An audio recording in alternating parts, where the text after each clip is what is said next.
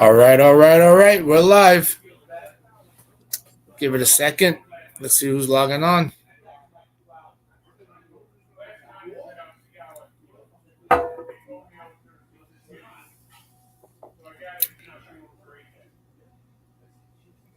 Terry, what's going on, honey? How are you?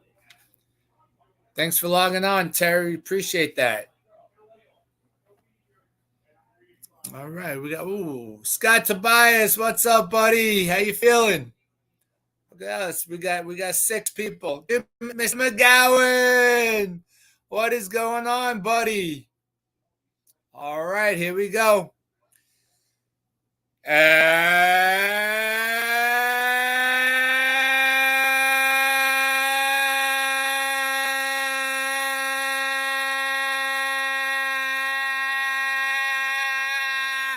Good evening, everybody. Welcome to Angie's Angles. It is January the 25th in the year of my Lord, 2024. Here we go, here we go. Terry, Scott, Mr. McGowan, Jeremy, I am Interstatal, Nick Triano representing Delphi University, Ben Begun, what is up, my brother, Mark Brooks, I am Duo, Interstatal, Clark Oatman is making me try Interstatal, what is going on? Yes, the voice is back, Mr. McGowan. And I got a little story to tell you.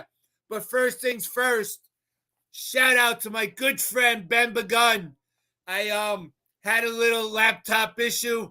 We weren't getting audio or video. He was kind enough to take some time out of his busy schedule, walk me through it, and we're here live on StreamYard.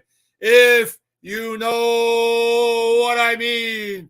Hey, Mike, I am quadruple Interstatal. What is going on, everybody? I love it. I'm in double digits. We got 11 live viewers. This is wonderful. I appreciate. And Ben, hashtag Brandon Nemo sucks.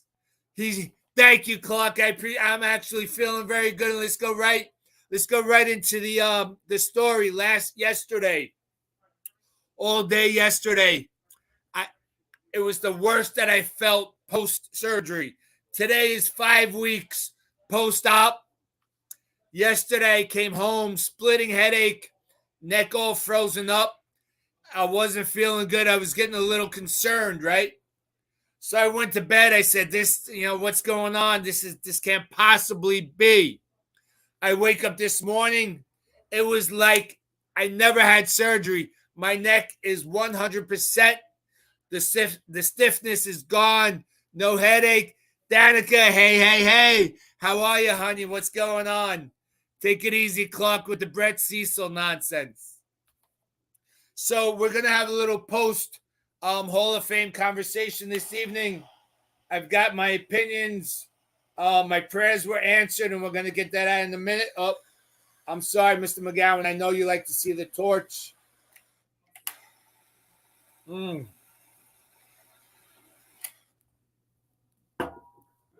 Nothing is better than a cigar that has an amazing draw.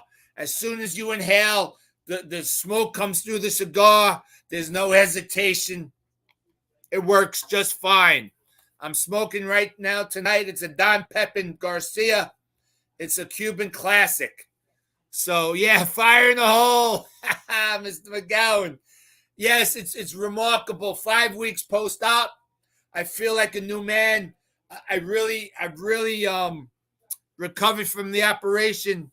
Dr. Salvatore Palumbo, West Islip. If you ever need a neurosurgeon on the island, highly recommend the man. Dr. Palumbo, we appreciate you, my friend. So let's get right into it. We have 3 new inductees, although I don't agree with the 3. All right, Clark, I love it. Clark, I'm drinking my Guinness. And I'll toast you drinking your box of wine over there. All right. So, Adrian Beltre, Joe Mauer, Todd Helton, welcome to the Hall of Fame, gentlemen. 2 out of 3 ain't bad, as Meatloaf sometimes has been known to say. So I'm not really sure about the love affair with Joe Mauer. I certainly don't think Joe Mauer was a first ballot Hall of Famer. I'm having a hard time with that. I don't think his, about half his career was spent as a first baseman / DH, and his power numbers went down when he switched to that position. He did achieve 3 batting titles as a catcher. That's pretty impressive. Lifetime batting average of 316, I believe it was. But again, I don't agree with Mauer going on the first ballot. Do I see him going in on the 6th, 7th, 8th year? But as Kevin Elliott will tell you, Angie, if you think he's a Hall of Famer in year 6 through 2 through 10, what's the big deal with the first year? I understand that argument. I get it, right? Because if you're a Hall of Famer, you're a Hall of Famer. But I'm a purist, and we've talked about this. The 1% of 1% are reserved for first-time Hall of Fame ballot inductees. It's my opinion. Yeah, I don't know, Clark. Is Yachty a unanimous Hall of Famer inductee? As we all know, there's only been one unanimous Hall of Fame inductee member, and that's from the Skankies, one Mariano Rivera. And I think what did it for Mariano, and I take nothing away from Mariano as a pitcher, even though he played for the hated Skankies. He was not only a tremendous closer, tremendous teammate, he's an amazing human, amazing citizen, a religious man. Not a bad thing to be said about Mariano Rivera. But I find it odd that a closer got in unanimously ahead of the Babe Ruths, the Ty Cobbs, the Mickey Mantles, the Willie Mays, the Tom Seavers, even Nolan Ryan. I think Nolan Ryan should have definitely been unanimous Hall of Fame inductee. Another guy that lived life right, was a solid citizen, holds multiple records, including the most walks. We understand that. But the most strikeouts that'll never be touched. Never, never, never. I've had an argument with somebody else that said that record's going to be broken. I disagree immensely. That will never, never happen. We're going to cover a couple other things today. And we're going to cover something that my friend Brett Moletta,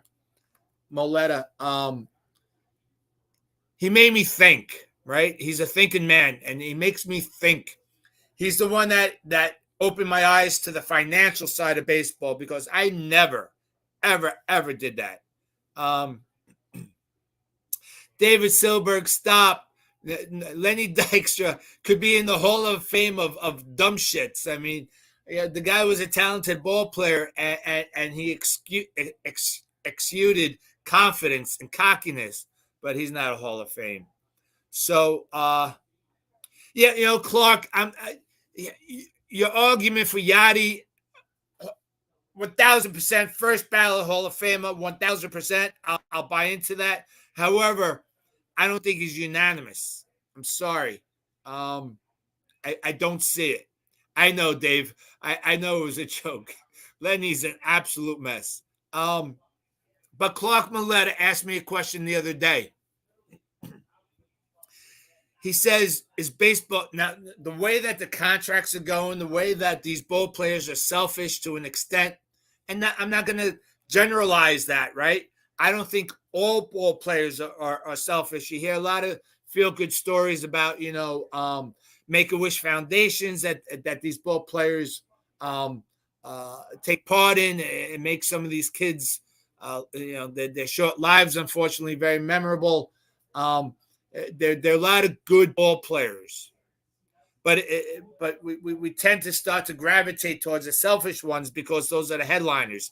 Those are the ones that make the news. So Brett Milletta says to me, do you think baseball is going to be around in 25 years? And I said, I started doing some of the math. I'm going to be 55. I'm going to be 59, 55. I wish I was 55. I'm going to be 59 shortly. So we had 25 years to that'll make me 84.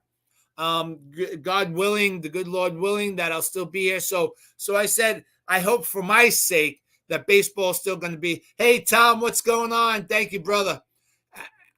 I said, for my sake, I hope baseball is going to be here another 25 years. Then he asked me, well, okay, let's push it to 50 years. Do you think baseball is going to be a thing in 50 years? And I had to think about that, right?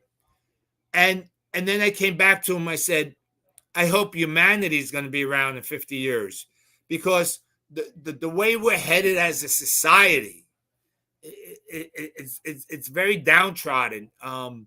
We've got chaos and crime and immigration issues. We're not going to dive into the political side of it, but humanity in 50 years, that's going to be dicey. And the reason he brought up the whole baseball question, 25, 50 years, is because now we're going to go to, we've already seen the baseball rules change, bigger base, 2 disengagements from the mound, the stupid courtesy runner, the ghost runner at second base, et cetera, et cetera. Now we're going to go with the computerized strike zone, right? So, and with technology and artificial intelligence, I could definitely envision that baseball is now going to be played perhaps from home.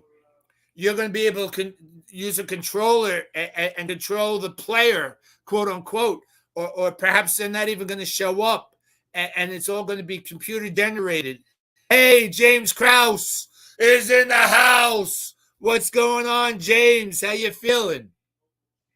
James is dealing with a little rotator cuff recovery. Aubrey, as we know, is in remission with her cancer battle. And JD met a tree the other day when we had this bad ice snowstorm, and banged up his car into a tree, and he's recovering. Thank God that it was just a couple of bumps and bruises and a little car damage.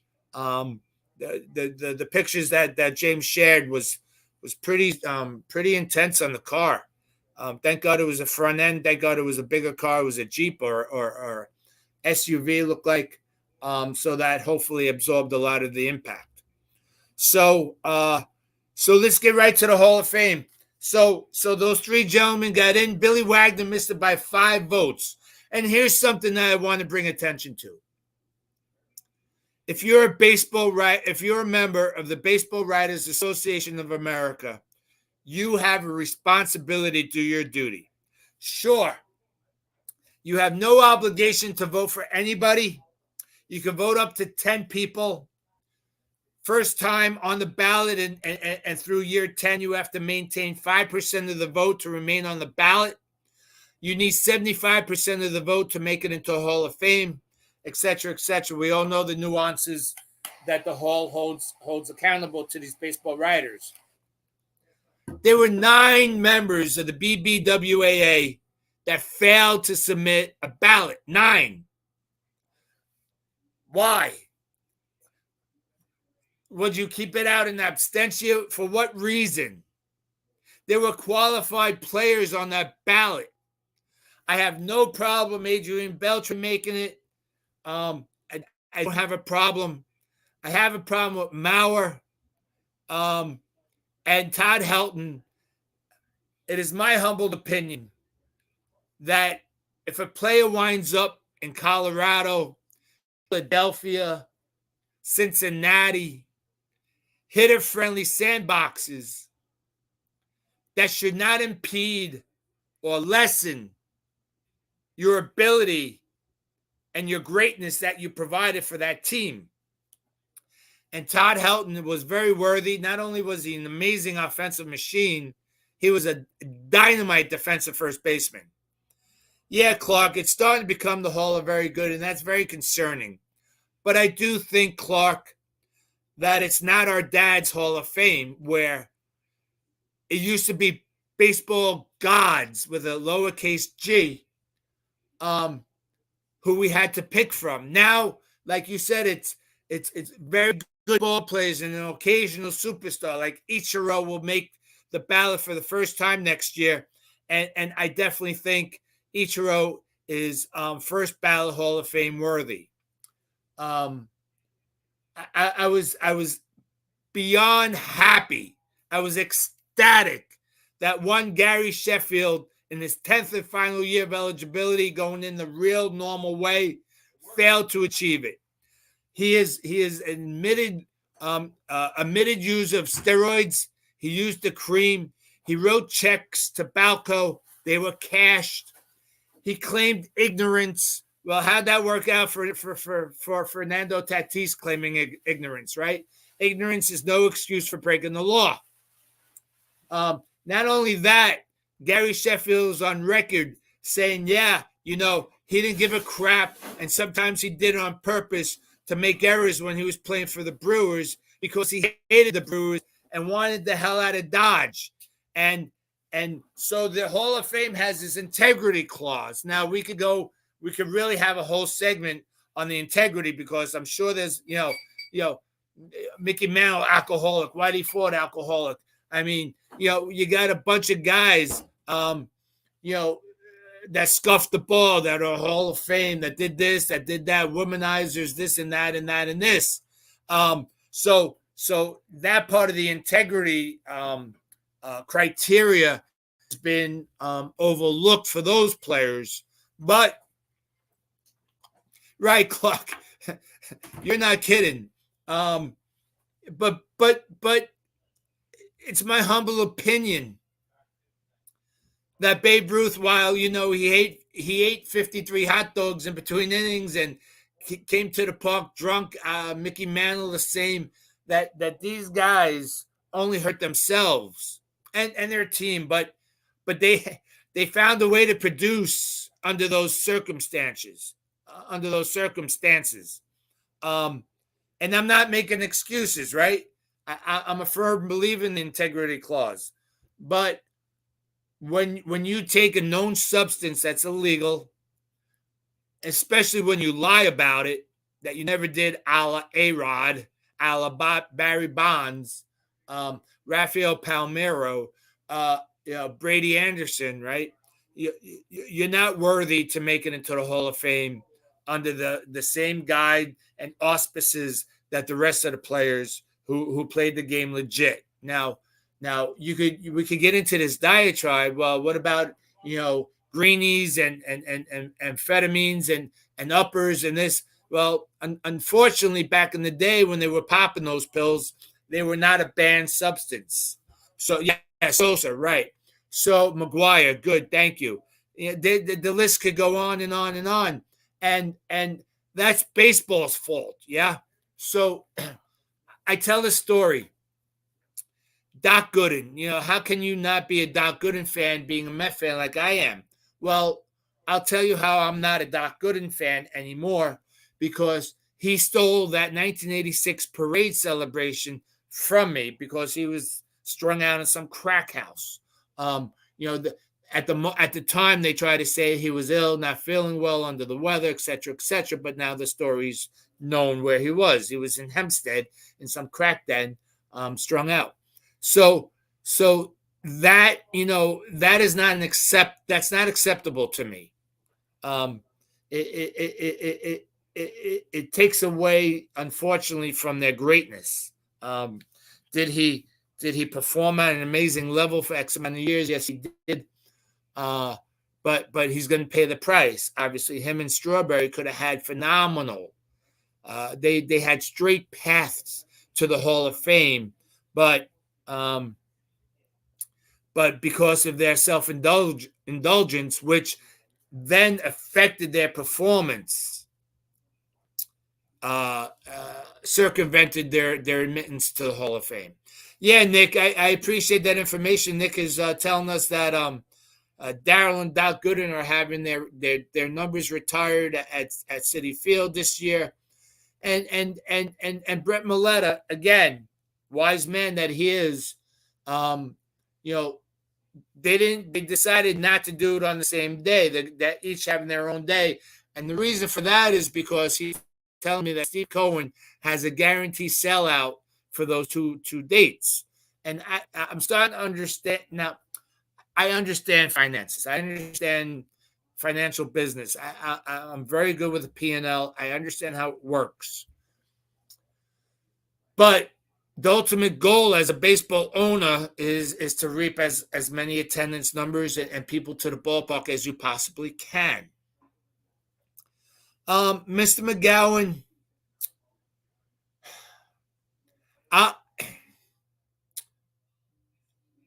I'm torn with your statement. He's telling me that Gooden and Strawberry should not have their numbers retired. I'll have to disagree, because at the moment when they were at the peak of their performance, there were no two players on the New York Mets that I'd rather see day in and day out. Obviously, Doc pitched every 5 days, but Strawberry, there was no purest swing from a lefty, in my opinion, a power swing from a lefty than Darryl. I mean, I used to have this poster at home with Darryl and his lefty swing. After connecting a home run, the bat is on the ground. His head is up at the sky, following the path of the ball. There's a beam of light shining on home plate. It was one of my most favorite posters ever. Yeah, James. And they made it. So I'm reading a book right now, and I forget the title of it. But it takes the Mets from 83 to 86, and the book isn't written as a book. It's kind of an odd write. So there's a bunch of quotes throughout the entire book, that the whole book is just quotes from those time periods. Some actual quotes that happened at the time, some remembrance quotes. Yeah, this is how we were, blah, blah, blah, blah, blah. And it's quite an interesting read. So, hey, Kev, how are you, brother? Hope you're feeling better. Yeah, Clark. Yeah, especially when Strawberry hit the monster home run in extra innings off the big clock in St. Louis. I'm sure you were cursing him that day. Kevin, right. So let's talk about integrity with those two guys. Kevin's making a statement. Two guys with zero integrity. And that's a bit hypocritical. They ruin themselves and their teammates and the fan base, right, by getting involved with the drugs and the alcohol. We all make those mistakes, and I'm not saying drugs and alcohol, but we all have our vices in life that drag us down, that affect our family, this, that, and that, and this, and our work and whatever. Nobody's perfect in my world except for the man that's hanging on the cross. That's the only perfect person that I've ever read about or feel positive about.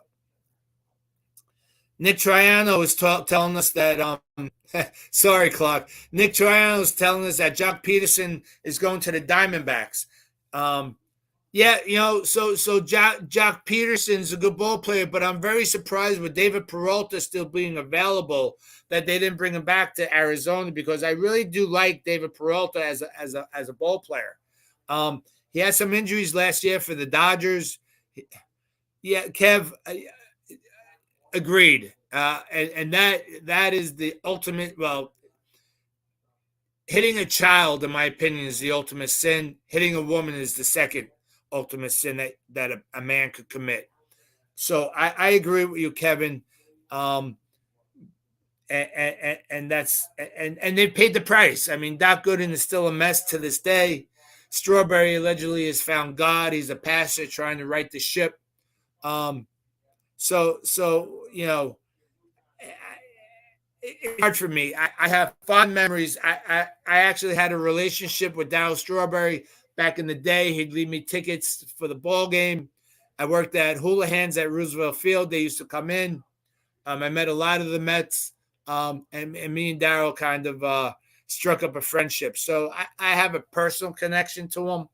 And like I said, they ruined their careers and their path to the Hall of Fame because both were shoo-ins if they continue to produce the way they produced without those outside influences. So I don't want to have this be a very negative approach to those two guys, because there's a litany of people that we could discuss. I'm going to do this for you, Mr. McGowan, one more time. And I honestly cannot believe we're at the 8:55 mark. It's disgusting.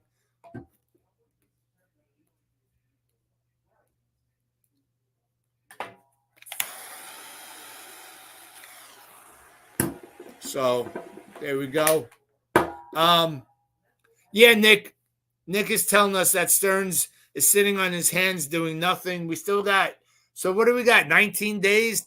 19 days until spring training when pitchers and catchers report, and you still got a plethora of free agents available. I know, Clark. I can't believe it's 8:56. So we got to run through this. Thankfully, my list isn't as long. The prayer circle. So let's get off. Let's get it off and going. Harold, we're praying for your wife and co-worker Dawn Squared. His wife and his co-worker's name are Dawn, and we're praying for their continued improvements. Scott Tobias, buddy, drop me a line. Tell me how your wife and your mom are doing. An update would be truly appreciated. Mark Brooks, we're praying for your dad and yourself. We're hoping those balance issues are improving. Linda Stein, we're praying for your dad as he handles his years and his abilities. Kevin Elliott, your health challenges continue, so we pray for you as well, my friend. And Kevin and I patrolled 2/3 of the outfield on the Renegades back in high school, and there was no ball that fell between us. I assure you that much. Mr. McGowan, as you battle your battle, you know, sir, how we feel about you. We're praying for you. The Krause family, we brought her up earlier. Aubrey, as she stays in remission and fighting that goddamn C word. JD, we're hoping that he's progressing with his injuries, and you with your rotator cuff surgery. And our good friends Debbie and Lee and their family, Lauren and Caitlin. Lauren and Caitlin are the daughters of Debbie, who lost their great grandmother just recently. Debbie, it's her grandmother.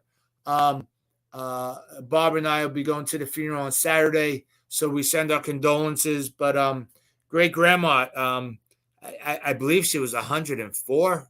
I think that's possible. I think that was the age, and it's never okay for anybody to die. But God, and she was great. You know, from my understanding, she was vibrant all post 100 years old. So God bless on that life. So that's our prayer circle for this week.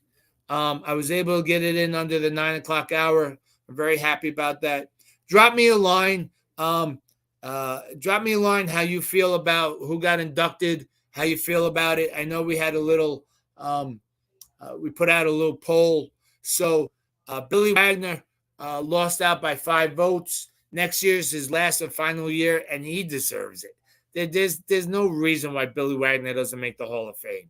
I mean, Kevin Elliott opened up my eyes. Do yourselves a favor, Angie's Angles family. Google Goose Gossage's record, Goose Gossage's career against Billy Wagner's, and then you tell me who should be in the Hall of Fame. Yeah, James. Yeah, I mean, Utley got 26% of the vote, I believe, as a first year ballot guy. Yeah, Chase did, and the MLB Network. It really bothered me because they were leading in with the potential inductees, and Chase Utley was like prominent in their advertising, and there was no way in hell that he have a remote chance. He had a better chance of coughing up the $30 to get into the goddamn Hall of Fame rather than getting in through the Baseball Writers Association of America. Chase Utley is not Hall of Fame. And if he gets in, we're going to have a hot and angry Angie's Angles. It's 9 o'clock. I appreciate each and every one of you logging on. Thank you. God bless. Good night. I love you.